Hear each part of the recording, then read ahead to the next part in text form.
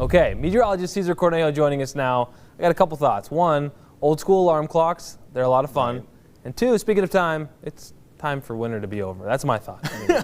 Nick, we all say that until we need that snowpack, but you know what? Luckily this week, especially yet today, has been great for that snowpack. We saw this one little storm system roll through parts of the Salt Lake Valley, leaving with many of us with some rain and even some graupel throughout parts of the Salt Lake Valley. And we saw some thunderstorms up towards parts of Ogden. And now if you take a look over at Snow Basin, a beautiful sight out here, some low-lying clouds around some of the mountains. So again, seeing this slowly taper out, and that's what we still have. Some showers for us today, but a quick break as we head into the beginning of the work week, but then the wet weather returns, and we're not going to be as cold as we head throughout the rest of this week. Looking at satellite and radar, seeing high pressure really starting to move on in towards the Great Basin before our next weather system moves on into our area, bringing us that wet weather that we all so much, very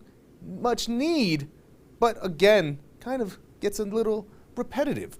Good thing is we are having that break slowly but surely here in the valleys. Let us keep that snow hanging around the mountains for us as well to help boost that snowpack. But that means that avalanche danger will be on the higher side yet again. So that's something to keep in mind. But if you're having the kids get ready for school tomorrow, it's going to be a very average kind of day, mostly sunny skies. By the time we get towards dismissal, 50 degrees. And looking at Futurecast, when we'll see this next system moving in, well, by the time we get towards parts of Tuesday afternoon, that's where we'll see it in eastern Nevada, and it'll start to slide over towards the east and affect us here in the Wasatch Front by the time we get to the overnight hours. So we'll probably hear a few rumbles of thunder overnight, not expecting to see a lot of activity, but this then continues into parts of Wednesday. So that's something to keep in mind, especially for some of the higher elevations around central and southern Utah. Other than that, it starts to move on out, and then we continue to stay on the dry side. And looking at our temperature trend, it'll stay very much